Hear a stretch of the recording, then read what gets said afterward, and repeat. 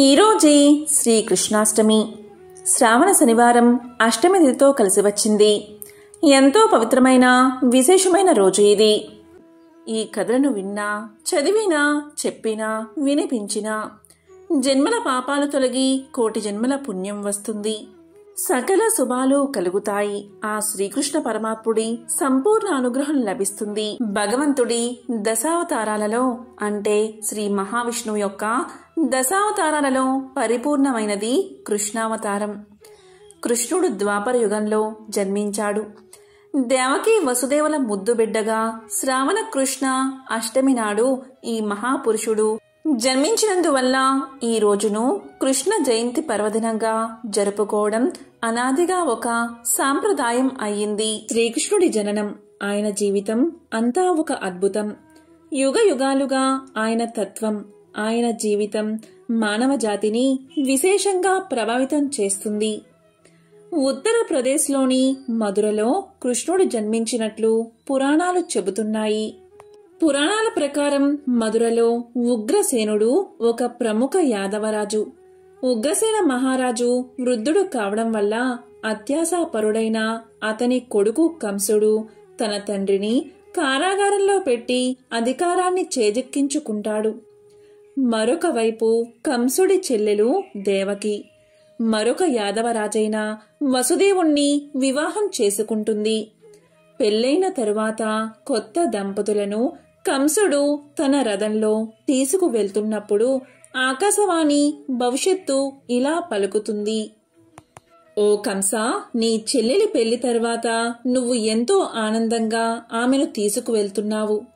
నీ చెల్లెలికి పుట్టే 8వ శిశువు నిన్ను వధిస్తాడు. ఇదే నీ అంతం అని చెబుతుంది ఆకాశవాణి. కంసుడు ఒక్కసారిగా కోపంతో ఊగిపోతాడు. ఓహో, ఆమె 8వ బిడ్డ వచ్చి నన్ను చంపుతుందా? నేను ఆమెను ఇప్పుడే చంపేస్తాను. ఆమె తన 8వ బిడ్డకు ఎలా జన్మనిస్తుందో నేను చూస్తాను అని హూంకరిస్తాడు. అక్కడే కత్తి తీసి తన చెల్లెలి తలను నరకబోతాడు. పెళ్లి కొడుకైన వసుదేవుడు కంసుణ్ణి అర్థిస్తాడు. దయచేసి ఆమె ప్రాణం తీయకు. ఆమె 8వ సంతానమే కదా నిన్ను చంపేది. నేను మాకు పుట్టిన పిల్లలందరినీ నీకు ఇస్తాను. నువ్వు వాళ్ళని చంపవచ్చు, కాని దయచేసి నా భార్యను వదిలిపెట్టు అని కంసుడితో వసుదేవుడు ఒక ఒప్పందం కుదుర్చుకుంటాడు. కాని కంసుడు తన ప్రాణం మీద ఉన్న తీపితో చెల్లెల్ని బావను గృహ నిర్బంధంలో ఉంచి ఎప్పుడూ కాపలా ఉండేటట్లు ఏర్పాట్లు చేయిస్తాడు. మొదటి బిడ్డ పుట్టగానే కాపలా వాళ్ళు కంసుడికి ఈ వార్తను చేరవేస్తారు. ఆయన రాగానే దేవకి వసుదేవులు 8వ సంతానమే కదా నిన్ను చంపేది, ఈ బిడ్డను ప్రాణాలతో వదిలేయమని ఏడ్చి ప్రాధేయపడతారు. కంసుడు వారి వేదన్ని పట్టించుకోకుండా బిడ్డను తీసుకువెళ్లి కాళ్ళు పట్టుకుని ఒక రాయికేసి బాదుతాడు.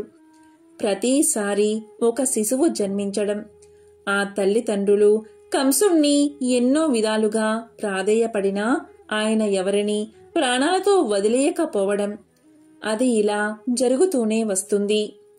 8వ బిడ్డ బహుళపక్షం అష్టమి రోజున ఉరుములతో వర్షం పడుతున్నప్పుడు జన్మిస్తుంది. అప్పుడు ఒక అద్భుతం జరుగుతుంది. కారాగారం తలుపులు వాటంతట అవే తెరుచుకుంటాయి. కాపలా వాళ్ళందరూ నిద్రలోకి జారిపోతారు. వసుదేవుడి సంకెళ్ళు తెగిపోతాయి. వసుదేవుడు ఇదంతా దైవలీలగా భావిస్తాడు. వెంటనే ఆయన బిడ్డను ఎత్తుకుని ఏదో మార్గనిర్దేశం జరిగినట్లు యమునా నది వైపుకు నడుస్తాడు. ఆ ప్రదేశమంతా వరదతో మునిగి ఉన్నా ఆశ్చర్యకరంగా ఆయన నదిని దాటే మార్గం తెరుచుకునే ఉంటుంది. వసుదేవుడు నదిని దాటి నంద, యశోదల ఇంటికి వెళ్తాడు. యశోద అప్పుడే ఒక ఆడపిల్లకు జన్మను ఇస్తుంది. అది ఎంతో కష్టమైన ప్రసవం కావడం వల్ల ఆమె స్పృహలో ఉండదు.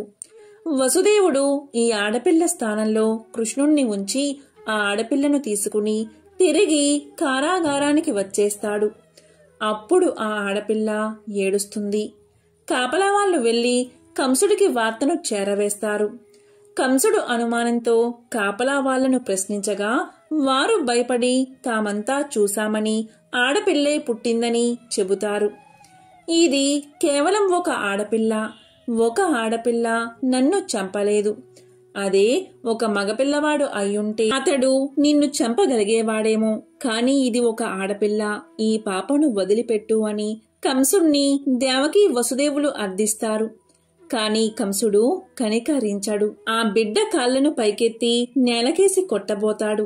అప్పుడు ఆ బిడ్డ కంసుడి చేతి నుంచి జారిపోయి ఎగిరి బయటకు వెళ్లి, నిన్ను చంపేవాడు మరెక్కడో ఉన్నాడు అని చెప్పి అంతర్ధానమవుతుంది. ఆ విధంగా గోకులం చేరిన కృష్ణుడు రాజు కొడుకే అయినా ఒక సాధారణమైన గోవుల కాపరిలాగానే పెరిగాడు. శ్రీ మహావిష్ణువు 8వ అవతారమైన శ్రీకృష్ణుడు జన్మించిన అష్టమినే కృష్ణాష్టమిగా మనం జరుపుకుంటాం. శ్రీమద్ భాగవత పురాణంలోని కుచేల మరియు కృష్ణుని కథ ఎంతో విశేషమైనది. కుచేల అంటే చిరిగిన బట్టలు ధరించేవాడు. భగవంతుడైన శ్రీకృష్ణుని స్నేహితుడు, సహ విద్యార్థి, అలాగే భక్తుడు. కుచేలుడి పేరు సుదాముడు. పాతవి చిరిగినవి బట్టలు కట్టుకునేవాణ్ణే కుచేలుడు అంటారు. అంతటి పేదరికం, దారిద్ర్యం కుచేలుడిది. ధనానికి లేనివాడే, కాని గుణానికి లేనివాడు కాదు. కోరికలు ఆశలు ఉన్నవాడు కూడా కాదు. కృష్ణుడు కుచేలుడు చిన్ననాటి స్నేహితులు. సాందీపుడు అనే గురువుగారి దగ్గర ఇద్దరూ విద్యా బుద్ధులు నేర్చుకున్నారు. ఆ కాలంలోనే ఒకరోజు గురువుగారి భార్య సమిదలు తెమ్మని ఇద్దరినీ అడవికి పంపింది. అనుకోకుండా గాలి వాన ముంచెత్తింది. స్నేహితులిద్దరూ చెట్టెక్కారు. కృష్ణుడు చెట్టుపైన ఉంటే కింది కొమ్మ మీద కుచేలుడు ఉన్నాడు. గురుమాత ఇచ్చిన అటుకులు గుప్పెడు నోట్లో వేసుకుని కుచేలుడు నములుతూ ఉంటే కృష్ణుడు అడిగాడట. చలికి దవడలు వణుకుతున్నాయని అబద్ధం చెప్పాడట కుచేలుడు. ఆకలి దగ్గర అల్పత్వం బయటపడింది. అందుకు పర్యవసానంగానే కుచేలుడి కథ కనిపిస్తుంది. కుచేలుడు పెద్దవాడయ్యాడు. పెళ్లి చేసుకున్నాడు. భార్య వామాక్షి. పేదరికాన్ని సైతం ప్రేమించగల ఇల్లాలు. దారిద్ర్యాన్ని భరిస్తూనే వచ్చింది. అధిక సంతానం వల్ల అన్నం కోసం అవస్థలు పడవలసి వచ్చింది. 27 పిల్లలు. అమ్మా ఆకలి, అమ్మా ఆకలి అని అడిగితే పట్టేడన్నం పెట్టలేకపోయేది. ఈది బాధలు భరించడం కష్టమైపోవడంతో మరో మార్గం లేక చిన్ననాటి మిత్రుడైన కృష్ణుణ్ణి కలవమని భార్య కుచేలుణ్ణి కోరుతుంది. ఏదో ఒక దారి దొరకకపోదా అని ఏ ఆశ లేని కుచేలుడు సరే అన్నాడు. బయలుదేరిన కుచేలుడికి ఏం కానుక తీసుకెళ్లాలో తెలియలేదు. అప్పుడు భార్య ఇంట్లో వెతకగా దొరికిన కాసిన్ని అటుకులను భుజం మీది తుండగుడ్డలో చిరుగులు లేని చోట వేసి కట్టింది. కుచేలుడు ద్వారకకు బయలుదేరాడు. కాలి నడకన అలసిపోయి ఒక చెట్టు కింద చేరపడ్డాడు. కునుకు పట్టింది. రెప్ప విప్పి చూస్తే అల్లంత దూరంలో ద్వారక కనిపించింది. అప్పుడే వచ్చేశానా అని అనుకున్నాడట కుచేలుడు. కృష్ణుడు తన మాయతో కష్టం తప్పించి నిద్రలో ఉండగా ఎత్తుకొచ్చి దింపిన సంగతి కుచేలుడికి తెలియనే తెలియదు. చిన్ననాటి మిత్రుడు తనను గుర్తుపడతాడో లేదో అని కుచేలుడు అనుమానించాడు. విరుద్ధంగా కృష్ణుడు ఆత్మీయంగా తన అంతఃపురంలోకే కాదు, ఏకంగా ఆంతరంగిక మందిరంలో తన శయ్య మీద కూర్చోపెట్టి కుశలాలు అడిగి తన రాణులకు పరిచయం చేసి అంతా కలిసి పరిచర్యలు చేస్తూ ఉంటే కుచేలుడు నమ్మలేకపోయాడు. తాను తెచ్చిన కానుకను ఇవ్వడానికే సిగ్గుపడ్డాడు. కాని కృష్ణుడు గ్రహించాడు. కుచేలుని చెంగున ఉన్న అటుకులను తీసి గుప్పెడు నోట్లో వేసుకున్నాడు. రెండో గుప్పెడు తీసుకోబోతే భార్య కృష్ణుణ్ణి వారించింది. ఎందుకు అంటే సకల లోకాల్ని నన్ను తృప్తిపరచడానికి అని కృష్ణుడు అనడం, మళ్లీ తినబోతే సంతృప్తి పరచడానికి ఆ కుచ్చుల్ని వెంట తాను వెళ్లవలసి వస్తుందని ఆమె భయపడిందన్నమాట. అందుకే ఆపింది. ఇవేవీ తెలియని కుచేలుడు ఆత్మాభిమానంతో అడగలేకపోయాడు. ఇంటికి ఖాళీ చేతులతో తిరుగు ముఖం పట్టాడు. కుచేలుడు తన గ్రామానికి చేరుకోగానే తన పాత గుడిసే కనిపించలేదు. బదులుగా ఒక రాజభవనం దాని స్థానంలో నిలిచింది. అతని భార్య, పిల్లలు మంచి బట్టలు కట్టుకు ఉన్నారు. పాతవి మరియు చిరిగినవన్నీ కొత్తగా అయిపోయాయి. అదంతా ఎప్పుడూ చిరునవ్వుతో ఉండే శ్రీకృష్ణుడి లీల అని గుర్తించడానికి కుచేలుడికి ఎక్కువ సమయం పట్టలేదు. మనం భగవంతుణ్ణి ఏమీ అడగనవసరం లేదని ఈ కథ సూచిస్తుంది. మనకు ఏది ఉత్తమమో ఆయనకే తెలుసు. దారిద్ర్యం బదులుగా ధనధాన్యాలు, సిరి సంపదలు కుచేలుని ఇంట తాండవించాయి. నమ్మలేకపోయినా నారాయణ్ణి తలుచుకుని నమస్కారం చేశాడు. తోటివాడే భగవంతుడు అని, భగవంతుడికి అర్పించకుండా అంటే పెట్టకుండా తినడానికి ఫలితమిదని, పెట్టింది ఎక్కడికి పోదని వెన్నంటే వస్తుందని చెప్పకనే చెబుతుంది భాగవతంలోని కుచేలుని కథ. దుర్యోధని భార్య భానుమతి. ఆమె అద్భుత సౌందర్య రాశి. కృష్ణుడు వారి రాజభవనానికి అతిథిగా వచ్చినప్పుడు ఆమె వయసు కేవలం 17 సంవత్సరాలు. కృష్ణుని చేత మద్యం తాగేలా చేసి ఆ మత్తులో ఆయన చేత ఏదైనా ప్రమాణం తీసుకోవాలని దుర్యోధనుడు ఒక పన్నాగం పన్నాడు. అందుకుగాను దుర్యోధనుడు అన్ని రకాల ఏర్పాట్లు చేశాడు. విందులో కావలసినంత మద్యం అందేటట్లుగా జాగ్రత్తలు తీసుకున్నాడు. దుర్యోధనుడి స్నేహితులు కూడా వచ్చారు. అందరూ మితిమీరి మద్యాన్ని సేవించారు. దాంతో నియంత్రణ కోల్పోయారు. కాని కృష్ణుడు మాత్రం తన సంయమనాన్ని చక్కగా నిలుపుకుని అందరినీ ఆకట్టుకున్నాడు. దుర్యోధని భార్య భానుమతి కూడా మితిమీరి మద్యం సేవించింది. ఆమె చాలా చిన్నపిల్ల, తరుణి వయస్కురాలు కావడంతో ఆమెకు ఇటువంటివన్నీ తెలియదు. ఆమె తూలడం ప్రారంభించింది. కొంతసేపటికి అక్కడున్న వారందరూ తూలడం ప్రారంభించారు. దాంతో పరిస్థితులు అదుపు తప్పిపోయాయి. భానుమతి తన మీద తాను నియంత్రణ కోల్పోయింది. ఆమె కృష్ణుని మీద వాలిపోయి ఆయన పట్ల తన కాంక్షను వ్యక్తపరచడం ప్రారంభించింది. కాని కృష్ణుడు ఆమెను ఒక చిన్న పాపను పట్టుకున్నట్లు పట్టుకున్నాడు. పరిస్థితి ఎక్కడికి దారి తీస్తుందో ఆయన అర్థం చేసుకున్నాడు. ఆ స్థితిలో ఆమె ఒకవేళ ఏమైనా అదుపు తప్పి ప్రవర్తిస్తే ఆ తరువాత పర్యవసనాలను ఆమె ఎదుర్కోలేదు. అంతటితో హస్తినాపురానికి మహారాణిగా ఆమె జీవితం ముగిసిపోతుంది. అందువల్ల కృష్ణుడు ఆమెను తీసుకుని ఆ రాజప్రాసాదంలో భానుమతి అత్తగారైన గాంధారి మందిరంలోకి వెళ్లి అక్కడ ఆమెను అత్తగారికి అప్పగించాడు. మర్నాడు ఉదయం భానుమతి మనసు ఇలా చేసినందుకు కృష్ణుడి పట్ల అపారమైన కృతజ్ఞతా భావంతో నిండిపోయింది. అప్పట్నుంచి ఆమె కృష్ణ భక్తురాలు అయిపోయింది. ఒకరోజు కృష్ణుడు మధ్యాహ్నం భోజనం చేస్తున్నాడు. చాలా ఆనందంగా, గర్వంగా సత్యభామ ఆయనకి వడ్డిస్తోంది. ఎందుకంటే ఆయన ప్రతిరోజు ఇంటికి వచ్చే మనిషి కాదు. ఆయనకి భోజనం పెట్టడానికి తనకి చాలా అరుదుగా అవకాశం దొరుకుతుంది. అందువల్ల సత్యభామ చాలా ఆనందంతో, సంతోషంగా భోజనం పెడుతుంది. కాని భోజనం మధ్యలో కృష్ణుడు హఠాత్తుగా లేచి చేతులు కూడా కడుక్కోకుండా ద్వారం వైపు పరిగెత్తాడు. సత్యభామ నిర్ఘాంతపోయింది. ఆమె ఇలా పలికింది, ఇదేమిటి స్వామి, దయచేసి భోజనం పూర్తి చేసి వెళ్ళండి అంది. అప్పుడు కృష్ణుడు ఇలా పలికాడు, లేదు, నేను ఇప్పుడే వెళ్ళాలి అంటూ ముఖద్వారం వైపు పరిగెత్తాడు. కాని మళ్ళీ వెనక్కి తిరిగి వచ్చి భోజనం చేయడం కొనసాగించాడు. అప్పుడు సత్యభామ ఇలా అడిగింది, అలా పరిగెత్తారు ఎందుకు స్వామి? మళ్ళీ తిరిగి ఎందుకు వచ్చారు? ఏమిటిది అని అడిగింది. అప్పుడు కృష్ణుడు ఇలా సమాధానం చెప్పాడు, నా భక్తుడు ఒకడు అడవిలో కూర్చుని ఉన్నాడు. అతని జీవంలో ప్రతి శ్వాస కృష్ణ కృష్ణ కృష్ణగా మారిపోయింది. అతని వైపు ఆకలిగా ఉన్న ఒక పులి వస్తూ ఉండగా చూశాను.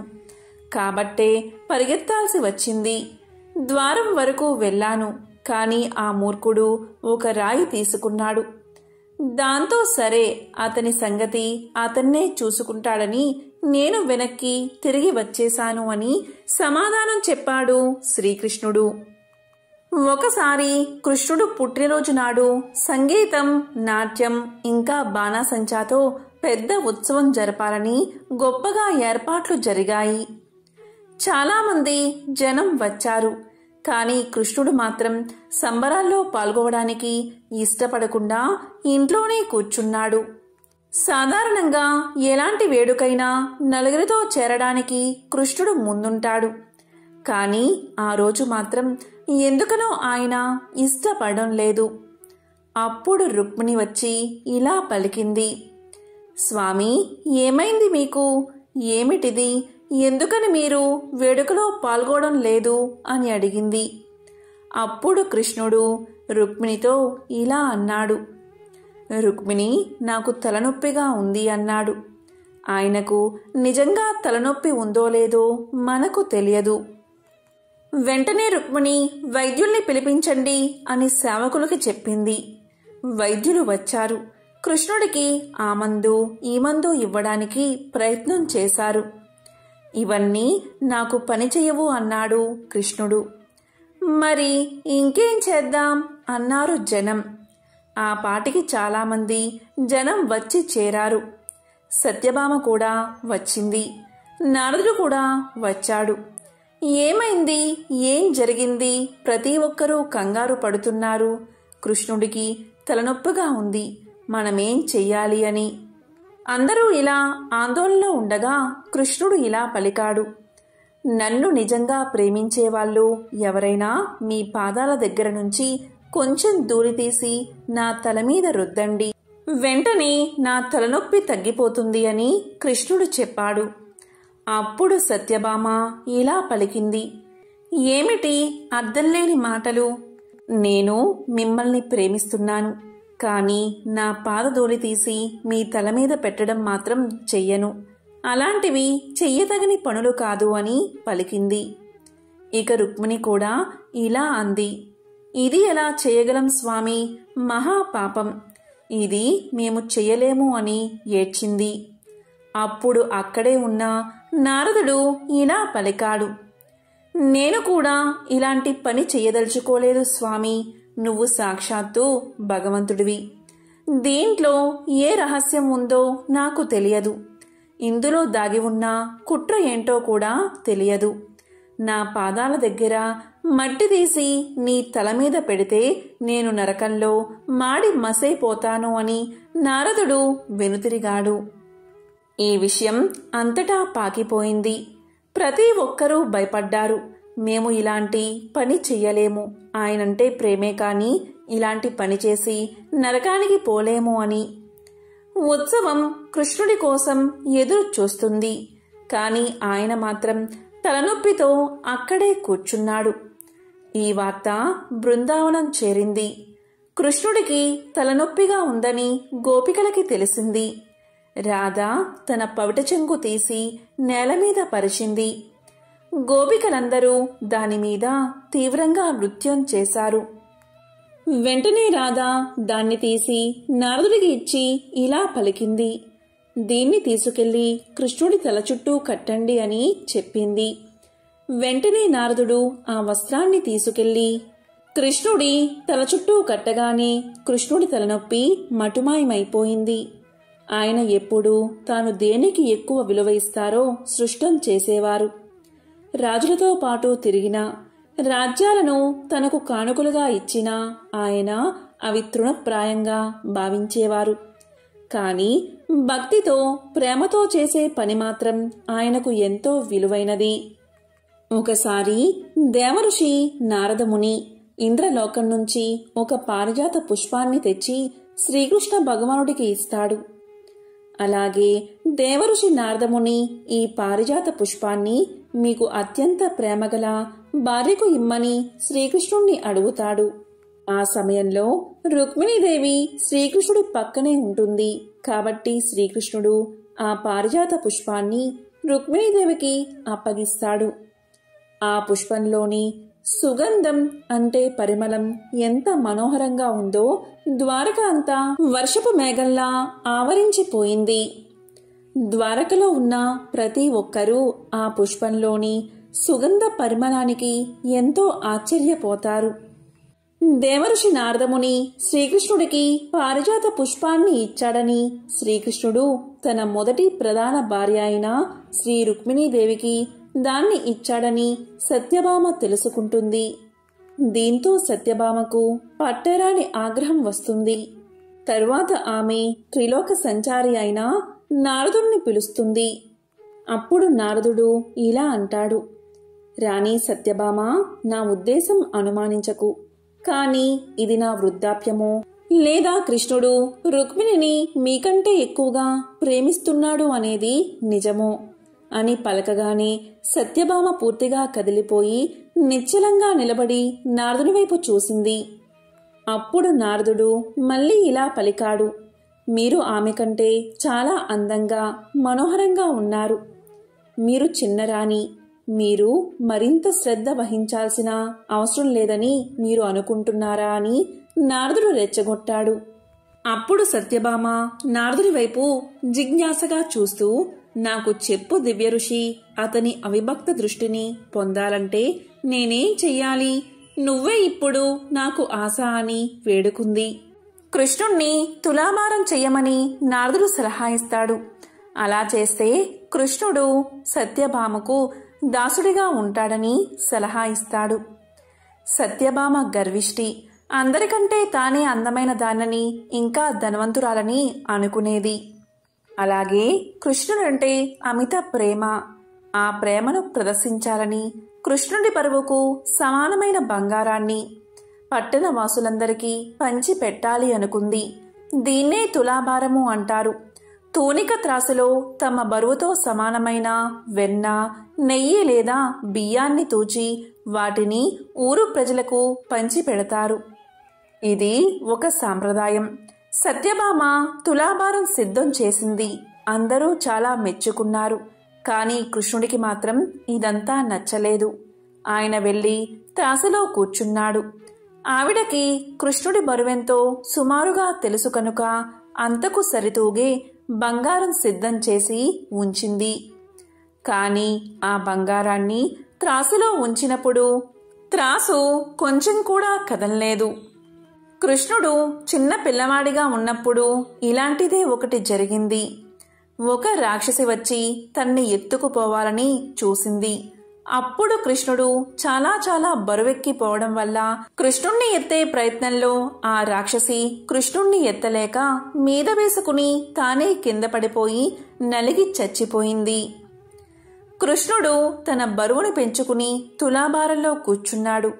ఆవిడ తాను సిద్ధంగా ఉంచుకున్న బంగారాన్నంతా త్రాసులో వేసింది.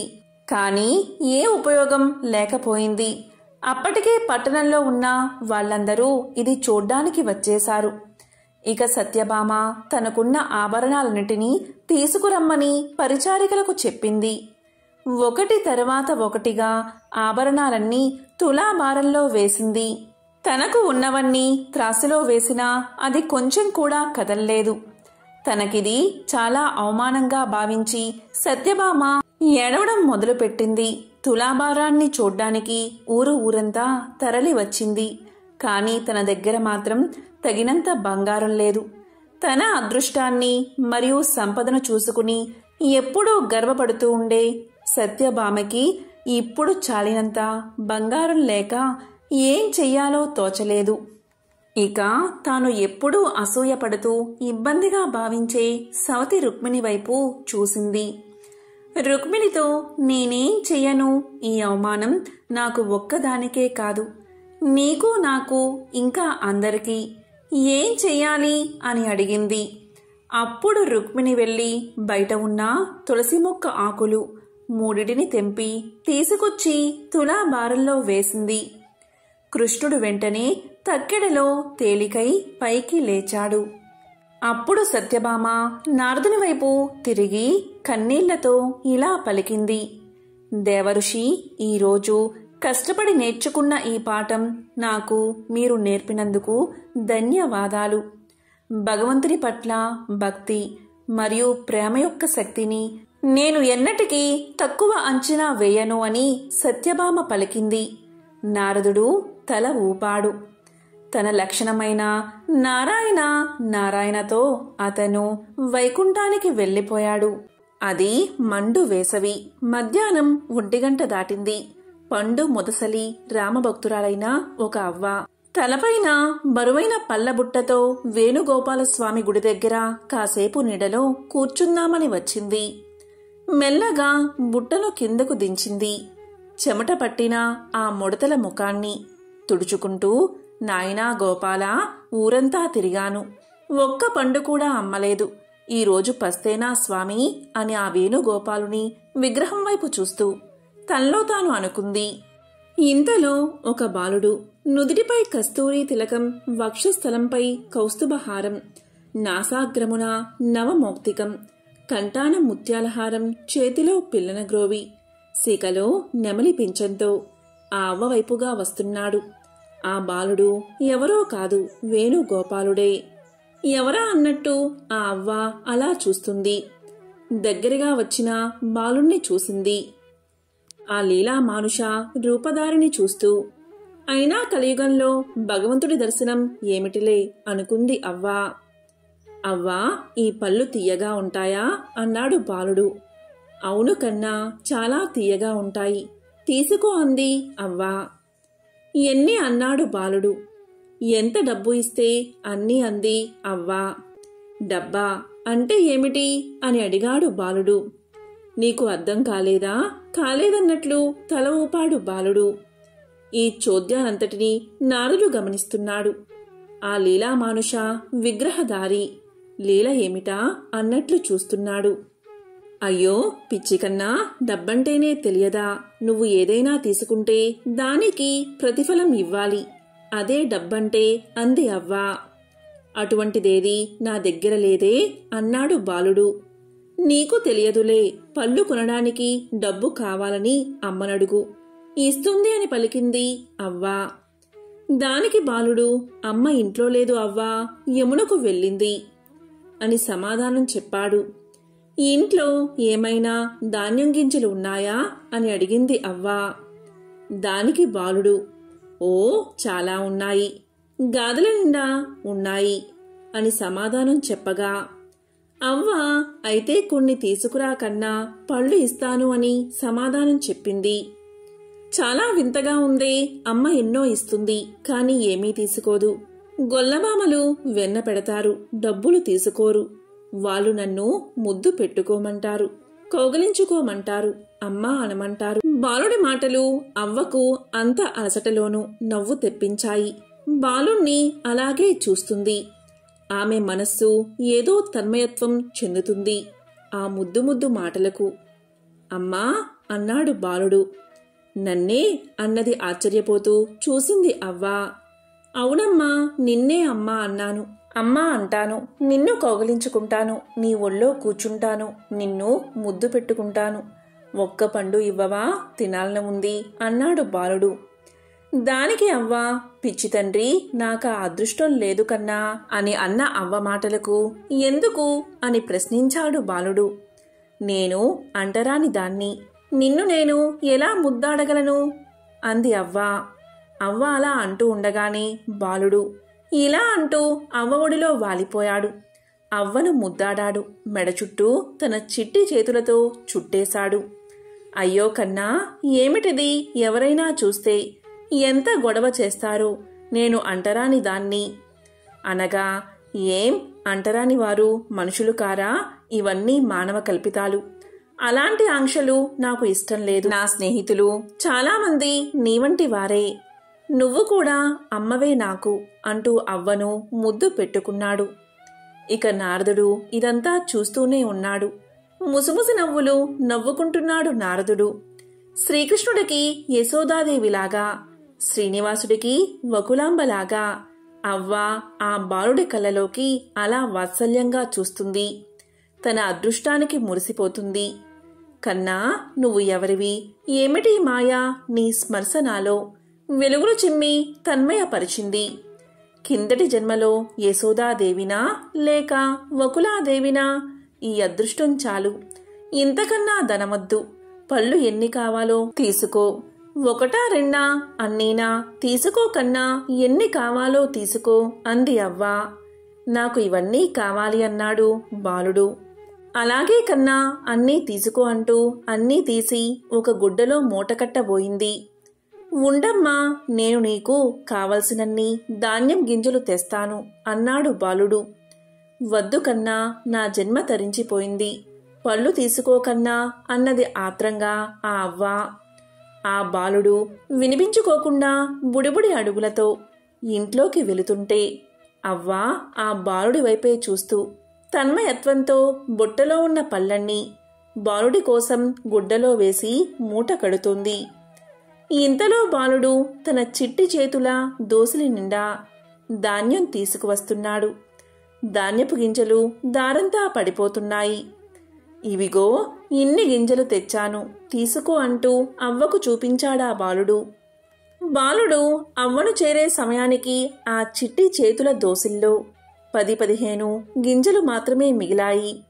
అవ్వ అలా బాలుడి దోసిలి వైపు, బొంగమూతి వైపు, మిలమిలలాడే కన్నుల వైపు చూస్తుంది. నాడు యశోదాదేవికి 14 లోకాలను చూపించిన ఆ నోటిని సగం తెరచి బాలుడు చిరునవ్వుతో అవ్వవైపు చూస్తున్నాడు. అవ్వ ఆ గింజలను చూసి చిరునవ్వుతో బోసి నోటిని సగం తెరుచుకుని కంటి నుంచి వాత్సల్యపూరితమైన ఆనంద బాష్పాలతో లీలామానుష దారిని చూస్తూ తన్మయత్వం చెందుతూ తన్ని తాను మరిచిపోయి అలాగే ఉండిపోయింది. అబ్బో, చాలా తెచ్చావు కన్నా అని పలికింది అవ్వ. దోసిల్లో చాలానే తీసుకున్నానమ్మా, అన్నీ దారిలో పడిపోయాయి, ఇవే మిగిలాయమ్మా బొంగ మూతితో అవ్వవైపు చూస్తూ అన్నాడు ఆ బాలుడు. ఇవే చాలా ఎక్కువ కన్నా, నా బుట్ట నిండిపోతుంది అంటూ ఆ ధాన్యం గింజలను ఆనందంగా తీసుకుంది. ఈరోజు చాలా మంచి రోజు అనుకున్నది అవ్వ.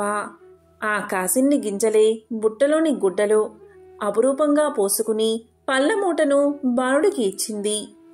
బాలుణ్ణి మనసారా కౌగలించుకుని ముద్దు పెట్టుకుంది. విడవలేక అతి కష్టం మీద బయలుదేరింది అవ్వ. అంతా నారద మహాముని చూస్తూనే ఉన్నాడు. ఆ శ్రీకృష్ణ పరమాత్మ ఏలీల చూపనున్నాడా అన్నట్లు నమస్కారం చేశాడు. అవ్వ బుట్ట తేలికగా ఉంది. మనసు బాలుడి స్పర్శతో పరమానందంతో నిండిపోయింది. నెమ్మదిగా ఇంటికి చేరింది. నట్టింట్లో బుట్టను కింద పెట్టి కూర్చుని బుట్టలోని ధాన్యం గింజలు కట్టిన గుడ్డను తెరచి చూస్తే అందులో ధాన్యపు గింజలు లేవు. వాటి స్థానంలో గంపెడు నవరత్నాలు, మణి మాణిక్యాలు దగదగలాడిపోతూ కనిపించాయి. అవ్వ కళ్ళు ఆశ్చర్యంతో నిండిపోయాయి. నిశ్చేష్టురాలై పోయింది ఆమె. తనకు తెలియకుండానే 2 చేతులను జోడించి పరమాత్ముడికి నమస్కారం చేసింది. ఇదంతా గమనిస్తున్న నారదుడు ఆ పరమాత్మ అవ్వపై కురిపించిన కనక వర్షానికి ఇది పరమాత్మ చూపించిన ఇంకొక భక్తి మార్గమని అనుకున్నాడు. ఆ నందనందనుడు బహు చమత్కారి అనుకున్నాడు నారదుడు. ఎంతో పవిత్రమైన విశేషమైన ఈ కథను విన్నవారికి ఆ శ్రీకృష్ణ భగవానుడి సంపూర్ణ అనుగ్రహం లభిస్తుంది. పూర్వం నృగ మహారాజు అనే గొప్ప దాత ఉండేవాడు. ఆయన ఎన్నో పుణ్యకార్యాలు చేశాడు. నిరంతరం గోదానం చేసేవాడు. నవనీతం వంటి హృదయం ఆయనది. ఎవరికి ఏ కష్టమూ కలగకుండా ప్రజలను పాలించేవాడు. ఓసారి ఆయన వల్ల ఒక చిన్న పొరపాటు జరిగింది. ఒకరికి దానం చేసిన గోవునే మళ్ళీ మరో బ్రాహ్మణుడికి దానమిచ్చాడు ఆ రాజు. గోవు నాదంటే నాదని ఆ బ్రాహ్మణులిద్దరూ తగులాడుకున్నారు. చివరికి రాజుగారిని అడుగుదామనుకుని ఇద్దరూ నృగమహారాజు దగ్గరకు వెళ్లారు. వాళ్ల తగాదా విని రాజు ఎంతో బాధపడ్డాడు. తన వల్ల జరిగిన పొరపాటు తెలుసుకున్నాడు. అయ్యా, దీన్ని ముందు మీకిచ్చిన మాట నిజమే. ఇది మా ఆవులతో కలిసి మేస్తుంటే మాదే అనుకుని గోపాలకులు తీసుకువచ్చారు. తెలియక నేను దాన్ని మళ్ళీ ఈయనకు దానమిచ్చాను. జరిగిన పొరపాటుకు క్షమించండి. మీకు మంచి గోవులు 100,000 ఇస్తాను. ఈ ఆవును ఆయనకు ఇచ్చేయండి అన్నాడు రాజు మొదటి బ్రాహ్మణుడితో. మహారాజా, ఇది చాలా శ్రేష్టమైన ఆవు. నా కుమారుడు పాల కోసం ఎప్పుడు ఏడిస్తే అప్పుడు పాలు తీసుకోనిస్తుంది. అంత మంచి స్వభావం దీనిది. ఈ ఆవు నా ఇంట్లో లక్ష్మిలా ఉంటే నాకు సంతోషం. కాని నువ్వు 1,000,000 గోవులిచ్చినా తీసుకోను అని వెళ్ళిపోయాడా బ్రాహ్మణుడు. అయ్యా, మీరు కోరినన్ని రత్నాలు, మణులు, గోవులు ఇస్తాను. ఈ ఆవును ఆయనకు ఇవ్వండి అని మహారాజు రెండో బ్రాహ్మణుణ్ణి వేడుకున్నాడు. ఈ ఆవు తప్ప నాకు నీ రాజ్యమంతా దారపోసినా అక్కర్లేదు అని మొండిగా ఆ ఆవును తీసుకుని వెళ్ళిపోయాడు అతను. కొన్నాళ్లకు నృగమహారాజు కాలం చేశాడు. యమభటులు యమధర్మరాజు దగ్గరికి అతన్ని తీసుకెళ్లారు. మహారాజా, ఎన్నో పుణ్యకార్యాలు చేశావు. కాని ఒకరికిచ్చిన గోవునే మరొకరికి దానమిచ్చి పొరపాటు చేశావు. విప్రుడి మనసు కలతపెట్టావు. అందుకే కొంత పాపం సంప్రాప్తించింది. ముందు పాపం అనుభవిస్తావా, పుణ్యం అనుభవిస్తావా అని యముడు ప్రశ్నించాడు. దానికి మహారాజు పాపమే అనుభవిస్తాను అని సమాధానం చెప్పాడు. వెంటనే తలకిందులుగా భూమ్మీద పడిపోయాడు. పడుతూ పడుతూ ఉండగా, విచారించకు, కొన్నాళ్ళయ్యాక వాసుదేవుడు వచ్చి నిన్ను ఉద్ధరిస్తాడు. అప్పుడు నీకు శాశ్వత సౌఖ్యం కలుగుతుంది అన్నాడు యమధర్మరాజు.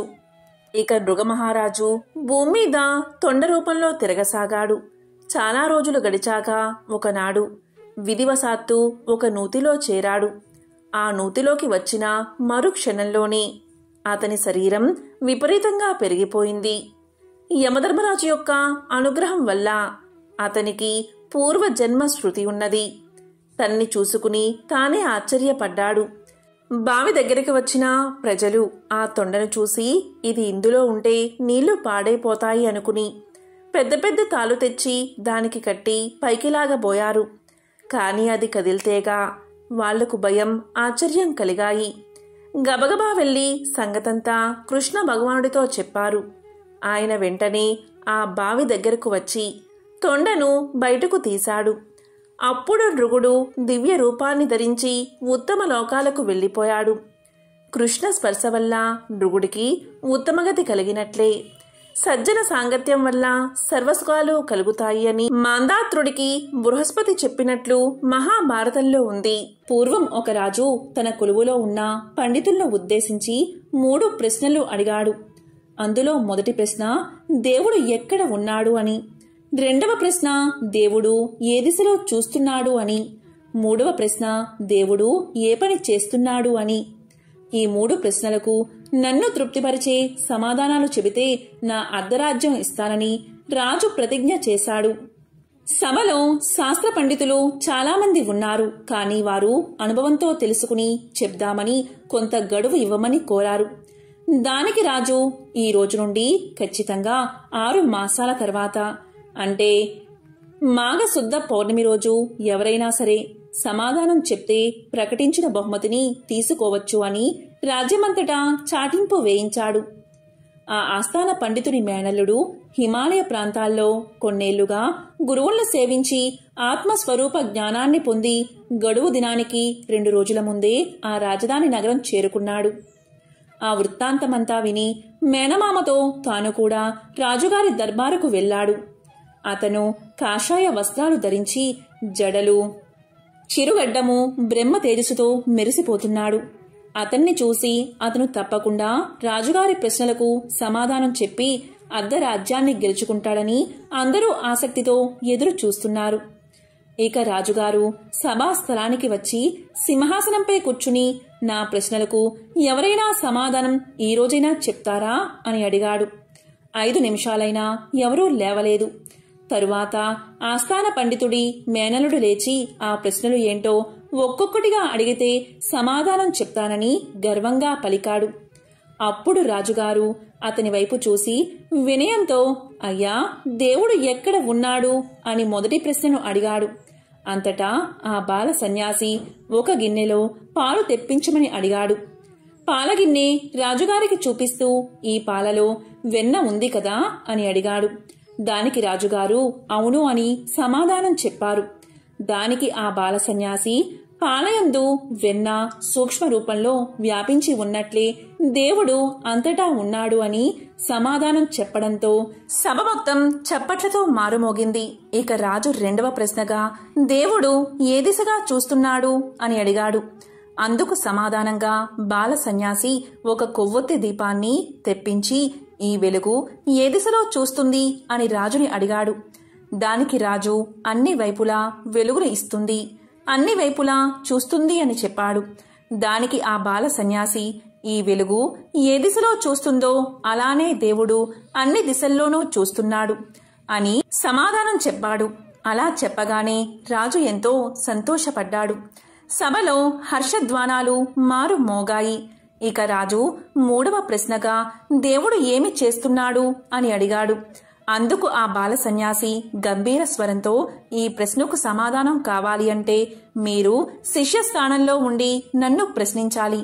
అప్పుడు నేను గురు స్థానంలో ఉండి మీ ప్రశ్నకు సమాధానం చెప్తాను అంటాడు. వెంటనే రాజు సింహాసనం దిగి బాల సన్యాసిని సింహాసనం ఎక్కించి చేతులు కట్టుకుని నిలబడి అయ్యా దేవుడు ఏం చేస్తున్నాడో తెలిపి నా మూడో ప్రశ్నకు కూడా సమాధానం చెప్పి నాకు విముక్తి కలిగించండి అని అన్నాడు.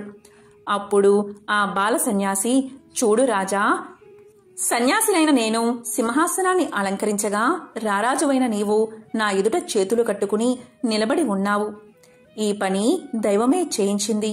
ఇలా చేయడం ఇంకెవరి తరం కాదు. ఇది ఆ భగవంతుడి విలాసమే అని చెప్పి సింహాసనం దిగి రాజుని సింహాసనం ఎక్కించాడు ఆ బాల సన్యాసి. అప్పుడు రాజు ఎంతో సంతోషించాడు. ఎంతో పవిత్రమైన విశేషమైన ఈ కథను ఈరోజు విన్నా, చదివినా, చెప్పినా, వినిపించినా సకల శుభాలు కలుగుతాయి. జన్మల దోషాలు తొలగి కోటి జన్మల పుణ్యం వస్తుంది. ఓం శ్రీకృష్ణ పరబ్రహ్మణే నమః.